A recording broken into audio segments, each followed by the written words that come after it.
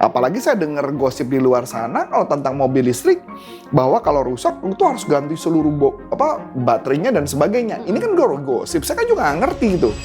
Nah, tugas kita adalah memberikan customer itu rasa kenyamanan.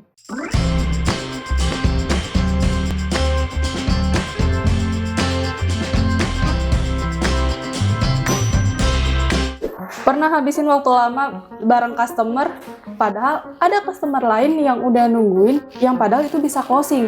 Buang-buang waktu nggak sih kita nungguin customer sampai dia beli? Nah, kenapa sih bisa itu terjadi? Langsung aja kita bahas dengan Coach Arif. Halo Coach. Hai. Apa kabar nih Coach? Baik. Oke. Nah, kita setnya baru ya. Iya, makanya ini suasananya baru nih Coach. Ini kenapa bisa di sini Coach?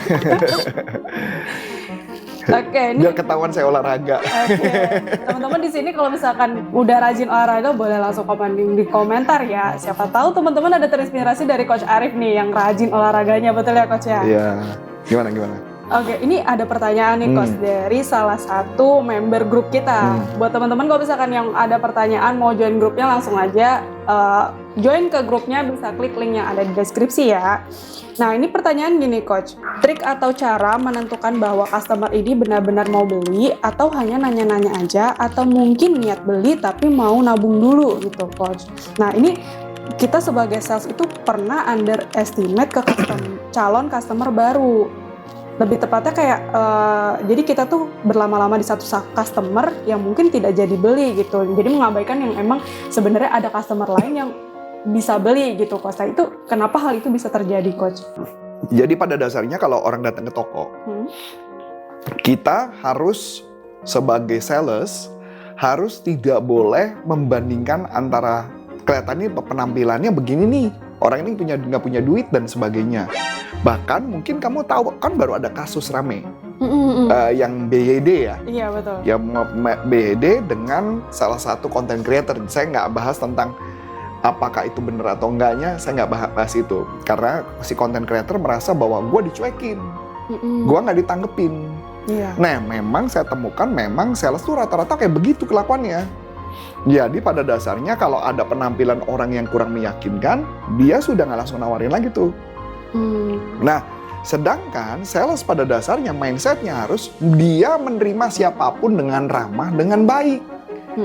Menyapa dengan baik, ramah, dan sebagainya. Jadi kita berasumsi seakan-akan orang itu mau beli. Udah itu aja dulu. Tapi kalau ternyata nanti nggak mau beli bagaimana? Enggak, Anda harus layani orang itu. Apapun mindsetnya harus layani. Dia cuma nanya-nanya doang. Tapi kalau nanya-nanya itu kan berarti punya potensi dong. Jadi orang nanya-nanya itu punya potensi, bukan nggak punya potensi.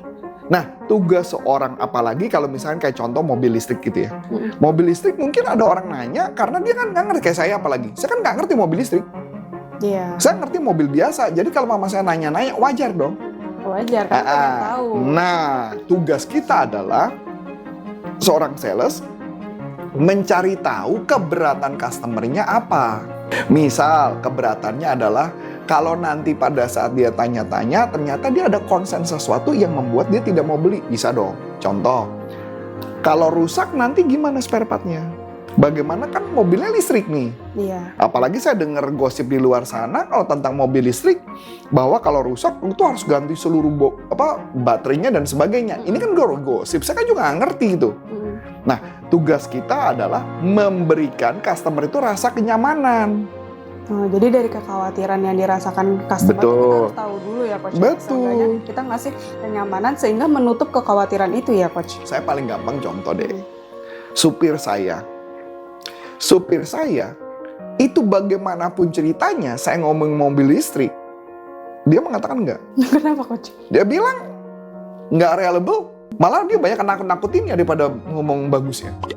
Nah, pertanyaan, itu kan juga sama dengan customer dong. Iya. Pertanyaan yang menarik adalah ketika saya datang ke toko, lu harus layani dengan nyaman. Kalau orang tidak membeli, bukan berarti dia nggak membeli. Mungkin dia punya keberatan. Kita harus cari tahu apa keberatannya mereka, apa kekhawatiran mereka, dan kita coba jawab kekhawatiran mereka. Saya kasih contoh lagi. Saya tertarik beli mobil waktu itu merek tertentu yang kebetulan dengan mereknya sama dengan yang lama. Saya pengen beli mobil baru, istri saya bosen bilang pengen ganti tipe baru. Nah, cuma si salesnya mungkin nggak pintar ngomong atau bagaimana, saya nggak tahu. Yang jelas akhirnya istri saya nggak ngambil aja merek itu. Dia ngambil merek lain. Tapi ketika ngambil merek lain, kita merasakan mobil merek lain itu lebih nyaman mobil lama. Iya dong. Makanya si sales itu ya kadang-kadang cuma jualan, deketin, tapi nggak berusaha untuk mengatasi apa yang gue takutin gitu loh. Yang gue khawatirin itu yang mereka tidak lakukan. Maka menyebabkan seperti itu. Nah, kalau ditanya, tahu dari mana semua customer itu datang itu akan membeli apa enggak? Saya jawab pada dasarnya setiap customer kalau datang masuk ke showroom, pada dasarnya dia udah tertarik. Iya, karena udah tahu dulu, udah ada niat lah, ibaratnya mau coba nih, mau tanya-tanya dulu, pengen tahu dulu, ini bagus nggak sih buat kita? Exactly. Gitu ya, Nah, contoh lagi nih, saya bukan mau promosiin gitu ya. Kebetulan gitu ya, ini kan orang yang ke saya pakai vape gitu, saya bukan pakai vape gitu. Jadi kemarin periksa ke dokter gitu kan, karena mesti medical check up kan. Iya. Tau-taunya pas lagi di sono, gue gantung ini di wah, tensi semua udah diperiksa. Bapak ngerokok? Enggak, saya nggak ngerokok. Tapi itu vape, katanya. Bukan vape. Nih, gue gituin kan. Nih, gitu kan. Ini, oh gitu kan. Ya bukan. Jadi maksud saya, karena memang ininya kencang banget nih talinya. Iya. Nah, kebetulan. Nah, pertanyaannya menarik adalah, ini apa gitu ya. Jadi saya udah ngeliat produk ini udah lama. Udah beberapa hari yang lalu saya ngeliat produk ini. Ceritanya nih produk kenapa menarik buat saya, dia bilang, ini bagus dengan tipe tertentu ya, saya tipenya udah hilang gitu ya. Dia bilang ini bagus banget buat batuk, buat pilek, buat sinus.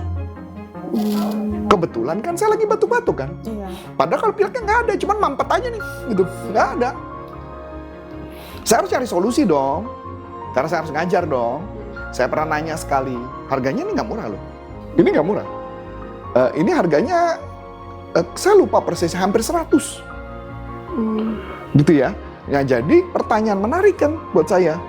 Kalau ditanya, emang kalau bikin cairan-cairan gitu emang mahal? Enggak, cairan emang murah, cuma nanya berapa. Yang mahal kan cuma karena mungkin talinya, mungkin karena casingnya kan. Pertanyaan menarik, waktu saya pertama, saya nggak tertarik tuh. Pada saat saya lagi butuh, dia muncul di TikTok saya. Saya nanya, coba kalau mama dia berasumsi, ngapain gue urusin nih orang nih, banyak nanya doang, nanya-nanya, beli kagak gitu kan, istilah PHP apa gitu ya. Tapi karena dia nanya saya dengan baik, saya nanya. Kan ada yang lain lagi tuh untuk ini. Oh beda pak, kalau yang ini memang untuk sinus juga, tapi yang ini khusus untuk ada batuknya. Oh ngerti gue langsung. Jadi langsung saya beli saat itu juga gitu loh. Maksudnya karena terjawab problemnya, langsung ini kan saya beli. Nah pertanyaan mana? Jadi artinya bukan semua orang yang nanya bukan berarti dia nggak mau beli kan? Iya benar. Itu dulu pertamanya sederhana. Kalau kebanyakan customer, nanya mulu beli kagak, nah itu kan jadi problem. Itu gambarannya. Oke. Ini mungkin satu ya Coach ya, tips sekiranya biar kita tuh nggak yang berpatokan. Misalkan kita udah bagus nih, kita udah ngelayanin, tapi kita nggak berpatok. Ini si customer tuh kayak kira-kira bakal dealnya tuh lama nggak ya gitu Coach? Oh, kalau deal lama atau enggak kita nanya, Bapak rencananya mau pakai kapan? Kita bisa tanya itu. Sama seperti mobil, rencananya mau dipakai buat kapan? Gitu ya. Kok mau ganti mobil? Boleh tahu ini mau ganti mobil karena apa? Oh lagi bosen mobil lama. Rencananya kapan mau ganti yang baru? Kan bisa dong. Oh berarti tahu urgensinya dulu dari time-nya, betul. Kalau istilahnya selling kan ada istilah BANT kan, budget, authority, needs, dan time. Time itu kan arti waktu tuh. Kita bisa tanya. Bukan kayak contoh kayak tadi kalian meeting kan Bu Ana udah nanya tuh, ini kapan rencananya? Udah tahu dong. Jadi kayak gitu tuh gitu. Maksudnya setiap apapun kita bisa tanya waktunya, bukan nggak bisa kita tanya waktunya kapan. Jadi bagaimana kita mau follow up mereka, dan kebanyakan sales tuh cuma ngejar promo, harga. Dia nggak pernah tuh main kekhawatiran kita tuh apa, itu nggak pernah dijawab.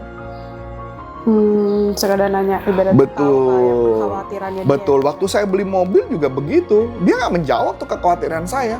Dia cuma hanya fokus jualan, promo, harga, udah gitu dong. Dia nggak pernah menjawab kekhawatiran saya. Nggak pengen tahu berarti. Dia nggak pengen tahu. Pokoknya gue mau jualan, lo harus beli gitu istilahnya. Ya kalau buat saya kan harus menjawab kekhawatiran saya dan sebagainya. Nah itu yang penting. Wah, menarik banget nih teman-teman. Kalau teman-teman mau belajar gimana sih cara bertanya untuk mengetahui kekhawatiran dari customer, teman-teman juga bisa sharing juga apa ibaratnya yang kurang di sisi penjualannya, kok kurang achieve target. Nah, teman-teman bisa langsung join ke grup WhatsApp dengan cara klik link yang ada di deskripsi ya. Mungkin cukup sekian dari aku, Aulia. Dan saya Coach Antoni Sarmuncul, banyak terima kasih, sukses buat Anda dan sampai jumpa. Salam performance. Bye-bye.